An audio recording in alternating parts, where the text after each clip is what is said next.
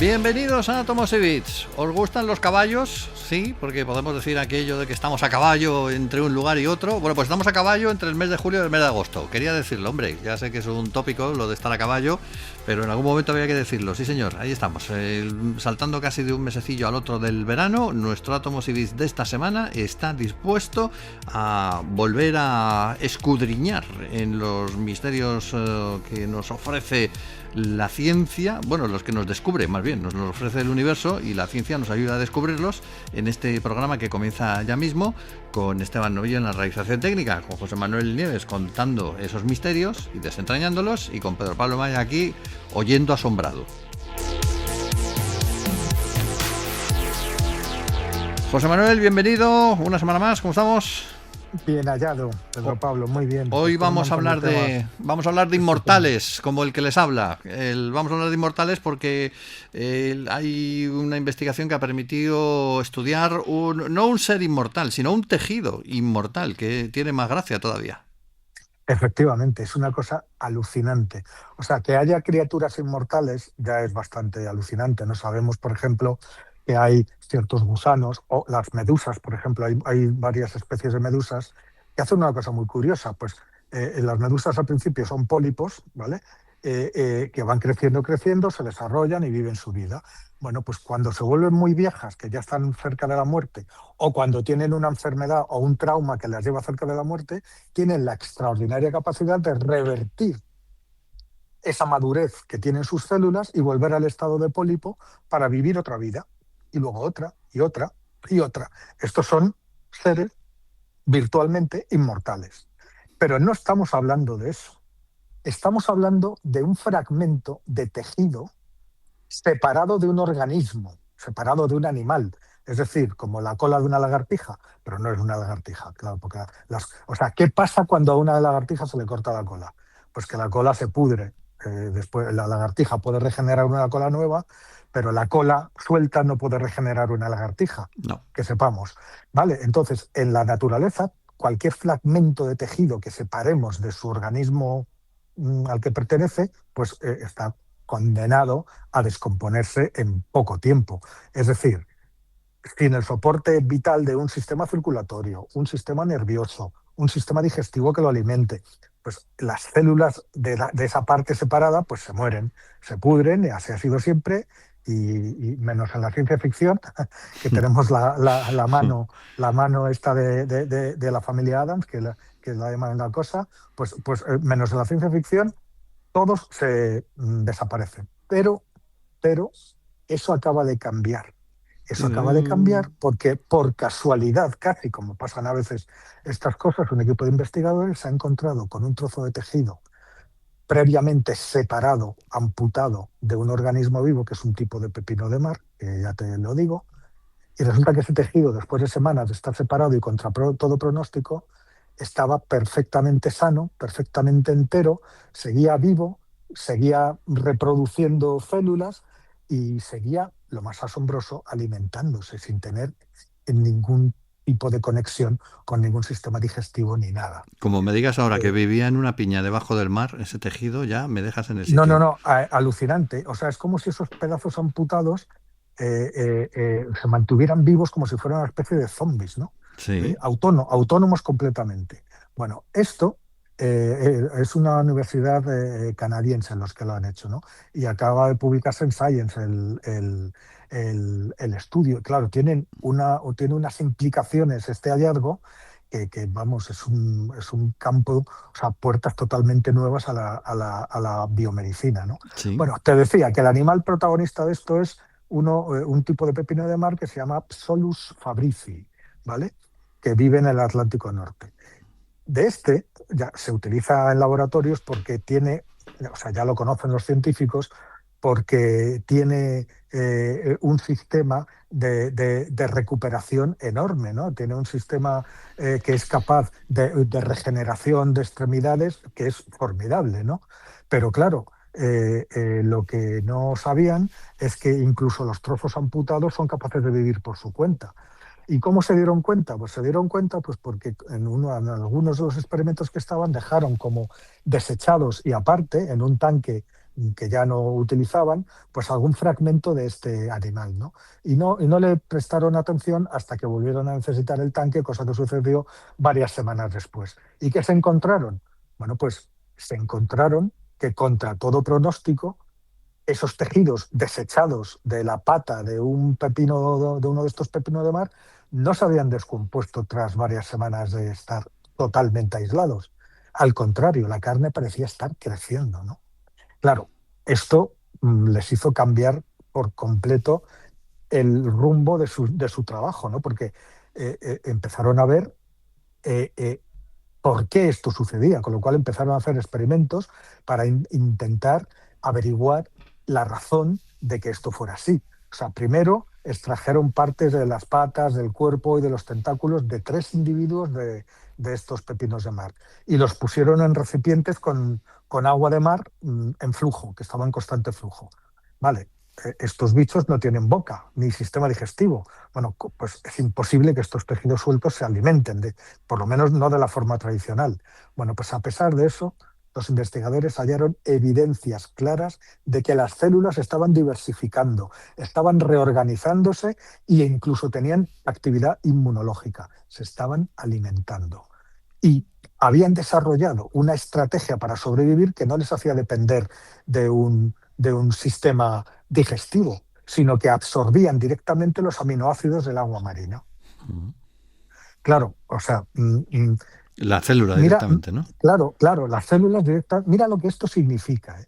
Mira lo que esto significa, porque a mediados del siglo XX, hace ya un montón, claro, hace ya 75 años, los científicos consiguieron las famosas líneas celulares inmortales, como las células ELA, ¿vale? ¿Y qué hacen estas células? Proliferan en una placa de laboratorio continuamente, es decir, serían un tejido inmortal. Pero es completamente distinto, porque para conseguir esas células ELA, primero hace falta una inversión enorme, ¿no? Son muy difíciles, porque tienen que tener un entorno impoluto, o sea, absolutamente controlado, que no haya ninguna bacteria o organismo externo, porque en cuanto la haya, ¿qué hacen los organismos? En cuanto ven que hay un tejido muerto, se abalanzan De comer.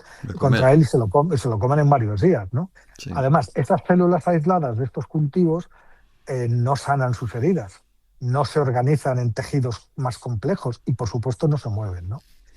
Vale, pues los investigadores lo que hicieron fue mantener ese tejido vivo del pepino de mar durante más de 3 años, vivo y creciendo. Y interrumpieron ellos el proceso porque el tejido habría seguido vivo. Pero no siguió el animal como tal, sino simplemente el tejido, No, el no, no. trozo de Ese, que... te- ese tejido, pero creciendo, no en forma de animal, pero creciendo, haciéndose cada vez más grande, y además ya verás lo que hicieron, ¿no? Vamos, seguía completamente activo y ya al final pararon los experimentos, yo creo que por aburrimiento, ¿no? Para poder publicar el artículo científico de una vez, ¿no? Pero es que además el agua de mar que el que estaban es el peor de los cultivos posibles para cultivar células, porque está absolutamente llena de microorganismos, de bacterias y de materia orgánica de todo tipo. Y, si tú pones un tejido amputado dentro del agua de mar, vamos, desaparece en cuestión de horas, ¿no? Sí. ¿Vale? Bueno, pues esto fue lo que encontraron, ¿no? Esto fue lo que encontraron. Que este pepino de mar, este pepino de mar era capaz de, primero, regenerar sus heridas. ¿Cómo regeneraba sus heridas? Bueno, pues por donde se había producido el corte, que es donde estaban las células dañadas, digámoslo así, esa capa superficial de células dañadas, el tejido las expulsaba de ese fragmento. Y las células sanas que había en la capa de debajo inmediatamente cerraban la herida. Con lo cual, date que ya se curaban por sí solas. Luego, con este sistema de filtrar los nutrientes directamente del agua marina, empezaron a alimentarse. Es curioso porque al principio del experimento, cuando todavía no tenían desarrollado ese sistema de alimentación, pues empezaron las células a devorarse a sí mismas, a devorar las células internas del propio tejido para poder seguir viviendo las que sobrevivían, ¿no? A una especie de viven, pero a lo bestia, ¿no? Autofagia. Claro, exactamente. Pero enseguida, desarrollaron ese sistema, dejaron de comer las propias células de ese fragmento y desarrollaron este sistema. Pero no solamente eso, sino que además los científicos comprobaron que sin sistema nervioso y como las células, el fragmento, si era de una pata de este animal, pues seguía respondiendo a los estímulos y al tocarlo se contraía como una pata como si para seguir avanzando. Como si estuviera Sin un, vivo. sis- claro, sin un sistema nervioso. Claro, esto es absolutamente incomprensible, incomprensible. ¿Esto qué nos dice? Bueno, pues imagínate las implicaciones prácticas que esto tiene, pero además a bastante corto plazo, porque si si los científicos logran desentrañar, que todavía no lo han hecho, están en ello, los mecanismos moleculares que permiten a estas células solitarias, aisladas en un descarte, en un fragmento amputado, si les permite mantenerse jóvenes, regenerar sus heridas, defenderse de patógenos, solamente permaneciendo en el agua, bueno, pues esos mismos secretos se podrían aplicar yo sé, a procesos de cicatrización ultra rápida, a tratamientos antimicrobianos que ahora mismo no podemos ni imaginar. En fin, toda una puerta abierta a una nueva, a un nuevo No, no, mundo de remedios sí. que no podemos ahora mismo ni siquiera empezar a imaginar. Caramba, pues es sorprendente. Siempre lo decimos, ¿no? En el programa que las sorpresas que nos trae la ciencia, pero Sí, es que en este caso es que nadie se esperaba eso, que el tejido pudiera seguir viviendo independientemente del... Sí, como la mano de nada, los Adams, como decías antes, como la mano de los Adams. claro, es absolutamente antiintuitivo eso, ¿no?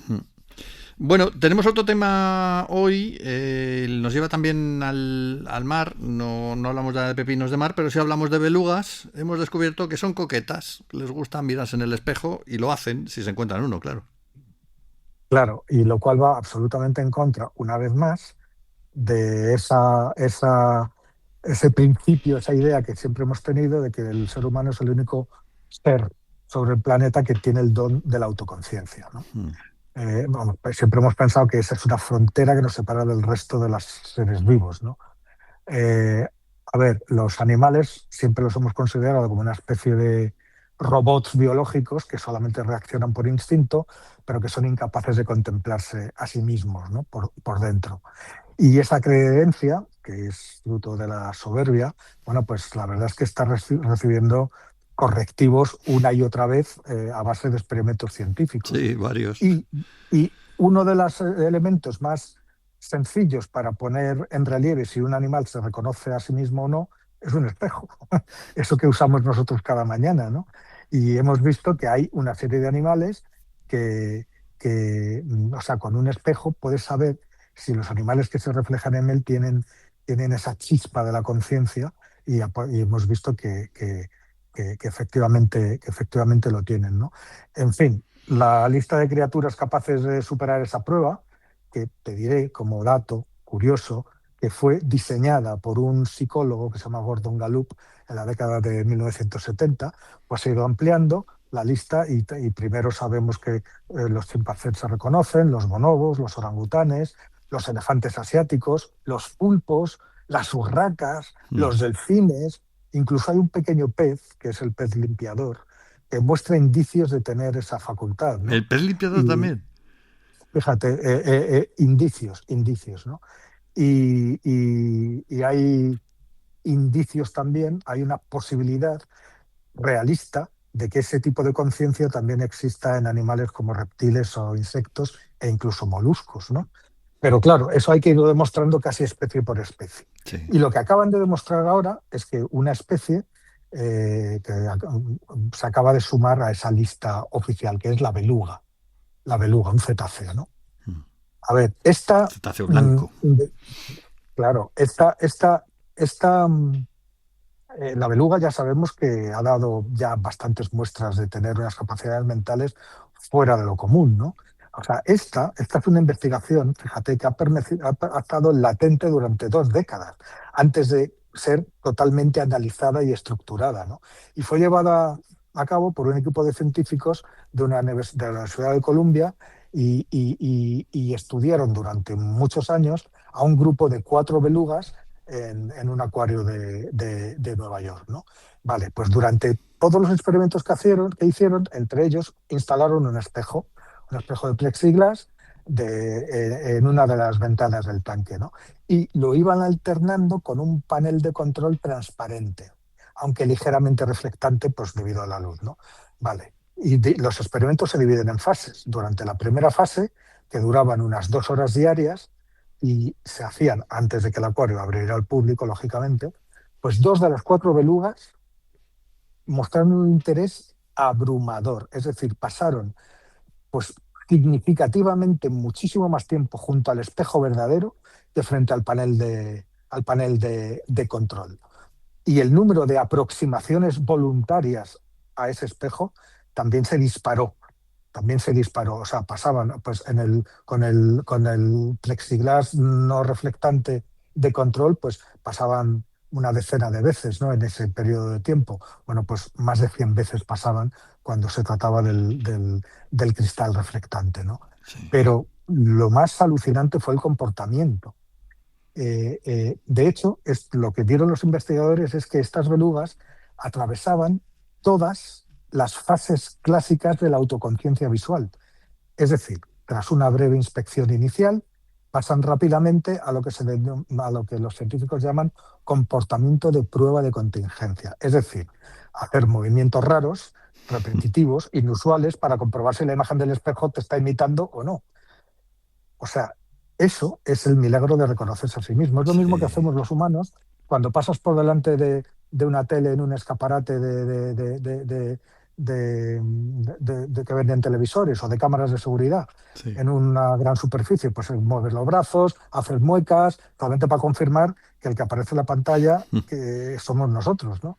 Bueno, pues las belugas hicieron exactamente lo mismo. Mostraron un repertorio de comportamientos frente al espejo que son los mismos que nosotros. Y el ejemplo más claro y más bonito, dicen los investigadores, fue una cosa que llaman el juego de morder burbujas. Tú fíjate lo que hicieron. Las belugas se ponían delante del espejo, echaban burbujas de aire por el espiráculo y después las perseguían observando el reflejo e intentaban atraparlas y morderlas. O sea, ese era el juego, ¿no? Es decir, estaban usando el espejo como una especie de herramienta para observarse a sí mismas jugando. Y luego llegó la tercera fase, que es ya la más definitiva y que es la del comportamiento dirigido hacia uno mismo, ¿no? A ver, en esta fase el animal o el ser humano lo hace, reconoce que la imagen es la suya y usa el espejo como herramienta para inspeccionar partes de su cuerpo que no puede ver sin el espejo. Entonces, ¿qué hicieron los investigadores? Pues 2 de las 4 belugas eh, mm, colocaron una marca, o sea, los científicos les colocaron una marca, o sea, como una especie de mancha, justamente una marca oscura, pero no tóxica, justo detrás de la oreja derecha, que es un punto ciego de la anatomía. Sí. Ninguna ballena en condiciones normales se la puede ver. Vale, pues al llegar frente al espejo, la beluga cambió de actitud radicalmente y durante las sesiones en las que estaba con esta marca pintada, el animal dio series y series de hasta 9 seguidas de vueltas por la piscina, acercándose al espejo y orientando la forma marcada, la zona marcada contra el espejo. Es decir, no había ninguna duda, se estaba inspeccionando, Estaba estaba mirando a ver viendo qué tenía ahí, qué ¿no? es, qué es eso que tengo ahí. Es decir, y además, frente a la marca, el interés de las belugas fue un 85% del tiempo, comparado con apenas el 35% de atención visual cuando estaba sin marca, cuando hacían lo mismo sin marcas. Es decir, para los autores del estudio este es clarísimo, ¿no? Los comportamientos dirigidos a sí mismas que exhibieron las ballenas, sumados al comportamiento de inspección de la marca, son pruebas contundentes de la capacidad de autorreconocimiento de las belugas. Las belugas que además las podemos ver en distintos delfinarios y zoológicos españoles. En Valencia hay Claro, varias claro. belugas también. Y alguna ucraniana, creo recordar, que habían traído para salvarlas de la guerra allí. Pues Pues para que veas, ¿no? Una prueba más de esta, no llamemos la inteligencia, ¿no? Pero de esta capacidad, de esta autoconsciencia que se suponía que los animales no tienen y que cada vez experimentos como este que te acabo de contar, pues están demostrándonos que una lista cada vez mayor de animales sí que tienen.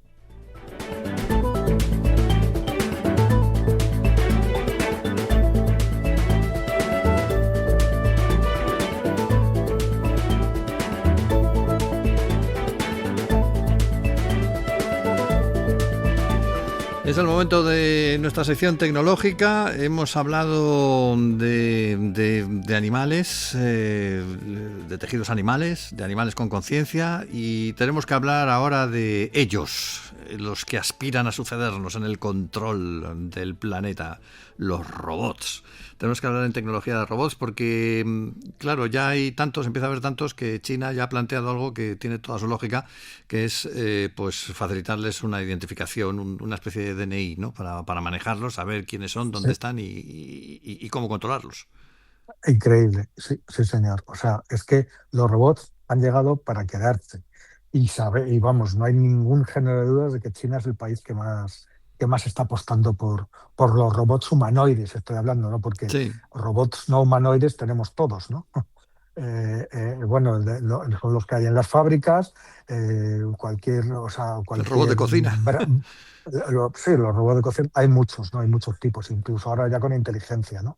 Pero hablamos de robots humanoides, máquinas con brazos, con piernas, con rostro, y que ya han empezado en China y en algún otro país asiático a trabajar como mayordomos, camareros, obreros, en fin, eso es hacia lo que van todas las tecnologías que se están desarrollando. Pero el gobierno chino acaba de implementar una iniciativa que, claro, va muy por delante de todos los demás países, ¿no? Es un código digital único que diferencia a un robot de todos los demás. Es, como bien dices, una especie de DNI. Es un sistema de identificación que se va a usar para seguir el rastro de ese robot a lo largo de todo su ciclo vital, desde que lo construyen hasta que deje de estar operativo, ¿no? Independientemente de que esté en la misma China o que se haya vendido al extranjero, ¿no? Esta iniciativa de dotar de una identidad a cada robot, una identidad individual, ha sido desarrollada por el Comité de Estandarización de Robótica Humanoide en China, que depende del Ministerio de Industria y Tecnología, ¿no? De la Información. Y ya se está aplicando a 30.000 robots que pertenecen a 200 modelos diferentes de distintas marcas, de un centenar de marcas, ¿no? Ese código estaría dividido, vamos, el que ya está en funcionamiento y que no tengo ninguna duda de que se va a extender al resto del mundo, está dividido en 4 partes, ese código. La primera sirve para hacer un seguimiento de las ventas, de qué número de serie tiene. La segunda permite identificar a quién es el fabricante. Y las dos últimas marcan el modelo y la unidad concreta de ese dispositivo, ¿no? Y bueno, en cuanto a popularización de robots humanoides, ahí tienes el último informe de IDC de 2025, que China fue el líder absoluto del mercado mundial de este tipo de dispositivos, ¿no? ¿Sabes cuál fue la tasa de aumento solo del 2025 con respecto al año anterior? Pues no, pero seguro que una barbaridad.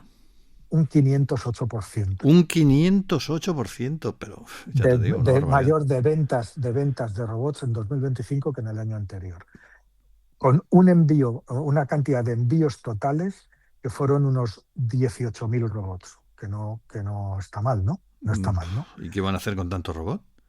Bueno, pues tú fíjate, pues no, y cada vez más, porque esto está absolutamente disparado. Y estamos hablando solamente de China, ¿no?